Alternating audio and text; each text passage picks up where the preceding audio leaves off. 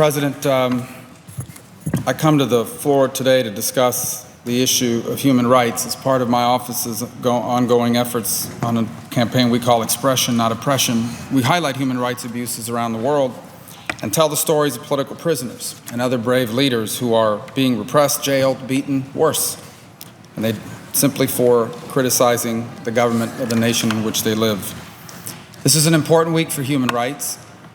Two nations with concerning records regarding human rights, Egypt and China, have sent their heads of state to meet with our president. And I hope, the chance later on this week to discuss the issues that we confront in China, and there are many. Today I want to discuss the state of human rights and our general relationship with Egypt. Over the past 2 days, the president of Egypt, President El-Sisi, has been visiting our nation's capital. He had the opportunity to meet with the president and other officials in the administration, and earlier today I had the opportunity to visit with him as part of a meeting with members of the Senate Foreign Relations Committee. Before entering my remarks, I want to make abundantly clear we are incredibly impressed and grateful and supportive of the efforts that President El-Sisi and Egypt are undertaking battling radicalism and in particular ISIS. They are undertaking this effort, for example, in the Sinai, and it is quite a challenge. But I also understand that the ongoing ability to defeat radicalism in the world depends on the stability of our partners internally. And that is why the human rights situation in Egypt is concerning. I believe it is fair to say it is at its worst in decades, and that is saying something. It's important, some may ask, why does America care about that, and beyond, obviously, our moral calling to defend the rights of all people? It's that it's counterproductive behavior. These abuses, the conditions that exist in Egypt and in other places around the world, are actually conducive to jihadi ideology. The ability of recruiting people who feel vulnerable, who feel oppressed. They become more vulnerable to those campaigns when they feel that they are being mistreated. The current government of Egypt, under the leadership of President El-Sisi, has cracked down on civil society. On that, there can be no debate. They've jailed thousands of political prisoners, including, sadly, some Americans. And it has responded with brute force to those who oppose that government. Now, again, I want to reiterate, a strong U.S.-Egypt relationship is important to America, to advancing our interests in the Middle East. I'm here today to speak on behalf of American interests and why this is so important in our relationship with Egypt and in the stability of the region.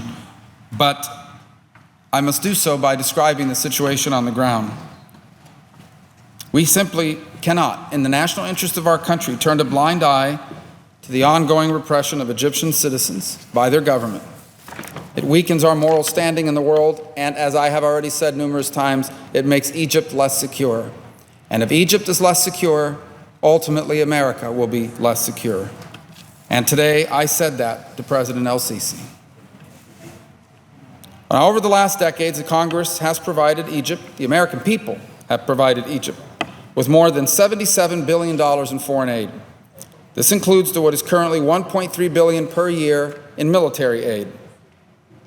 But as the human rights situation in Egypt continues to deteriorate and the government refuses to take serious and necessary steps of reform and respecting the rule of law, then this Congress, on behalf of the American people who are giving $1.3 billion of their hard-earned taxpayer money, must continue to pursue reform of our assistance to Egypt to make sure that not only is it allowing them to confront the challenges posed by radicalism today, but it also promotes progress in a way that does not leave Egypt unstable and ultimately vulnerable in the future.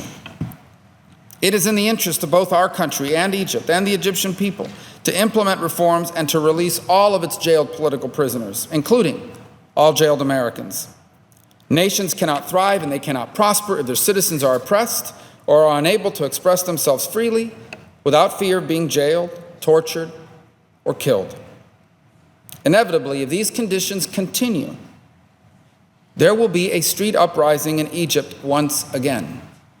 And it could very well be led by radical elements that seek to overthrow the government and create a space for terrorism. Human rights abuses in Egypt take on many forms. For example, the lack of press freedom In 2016, Egypt joined other nations in rising to the top of the rankings as the world's third highest jailer of journalists. According to the Reporters Without Borders 2016 World Press Freedom Index, Egypt currently ranks 159th out of 180 countries in terms of press freedom. The media, including journalists, bloggers, and those active on social media, are regularly harassed and arrested. There are currently 24 journalists jailed on trumped-up and politically motivated charges. The crimes, quote unquote, have included publishing false information, inciting terrorism. Censorship has grown as they continue to interfere in the publication and circulation of news, although, by the way, a lot of Egyptian news coverage is very anti-American. These are just a few examples of the ongoing repression of press freedom in Egypt. There are also human rights abuses the Egyptian government continues to commit with regards to freedom of association and of assembly.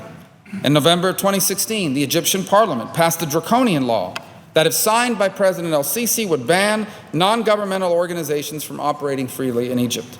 The law would essentially eliminate all independent human rights groups. It would make it nearly impossible for charities to function by imposing strict regulations and registration processes. Individuals who violate this law could face jail time simply for speaking out and fighting to defend human rights. Passing laws like these has a chilling effect on dissent. Here's the good news. President el-Sisi has not signed it yet, over 4 months later. And I truly hope that it's because he's having second thoughts about it, because he recognizes the terrible impact it will have on its country's future, on their perception around the world, and on their ability to make progress and reform. And ultimately, because he also recognizes the impact it will have on free nations like the United States, who desires to work with Egypt on many issues of common interest. I strongly encourage President el-Sisi to reject that anti-NGO law. There's the issue of political prisoners. According to the Project on Middle East Democracy, since 2013, at least 60,000 political prisoners have been arrested in Egypt. 1,800 people have received death sentences, and what many organizations have described as politically motivated sentences. In 2014, President el-Sisi issued a decree that expanded the jurisdiction of military courts over civilians. As according to Human Rights Watch, since the decree was issued, the military courts have tried over 7,400 Egyptian civilians. Additionally, individuals have been victims of enforced disappearances in Egypt. They've claimed that they were tortured and subjected to other forms of abuse when they were taken. There's been little accountability for this excessive use of force. Egypt's repression isn't limited to its own citizens. There are currently a number of Americans in jail in Egypt. There's one American in particular I'd like to personally raise, the case of American-Egyptian citizen Aya Hijazi. Aya was arrested in May of 2014 along with her husband and other members of her organization called the Baladi Foundation, which works with abandoned and homeless youth, rescuing these young children off the streets. 3 years ago, she was arrested and charged with ridiculous allegations, including sexual abuse and paying the children to participate in demonstrations against the government. To date, no evidence has been provided to back these horrible allegations. Almost 3 years later, this American citizen remains in prison. Throughout that time, I and others here in the Senate have been calling for her release, and it's time for the charges against her to be dropped and for her husband and the other workers to be released immediately, because her case and many others like it are an obstacle to better relations. The Egyptian people deserve better than the brutal treatment they're receiving at the hands of their government. All human beings do. It's incumbent on us, the elected representatives of the American people, to make clear to friends, allies, partners, and foes alike that no matter what issues we're working with you on, negotiating a resolution to, or dealing with on some other way, we are not going to look the other way when human rights are being abused. We are going to encourage you to do reforms because, in the long run, that is in your interest and ours. We've seen in recent history the consequences when governments do not respect their citizens. It creates instability in these countries. Instability is the breeding ground of terrorists and radical elements around the world. And ultimately, those terrorists train their sights on us. As I told President el-Sisi today, Egypt is a nation rich in culture and history and has made extraordinary contributions to the world. It has made and played a leading role in fostering peace with Israel. But it faces a dangerous future if it does not create the conditions within the country where its people can live peacefully and securely without fear. Otherwise, Egypt remains vulnerable to the kind of instability we've seen in Syria and in Libya and in other countries, and that's why it should matter to the American people. I am disappointed that this issue of human rights did not come up publicly when the president met with the president of Egypt, and I hope that that will change in the weeks, days, and months to come, for it is in our national interest to further these goals. Otherwise, sadly, we could very well have yet another, and perhaps the most important country yet in the region, destabilized and ultimately left vulnerable to becoming a breeding ground for terrorism that ultimately targets our people and our nation.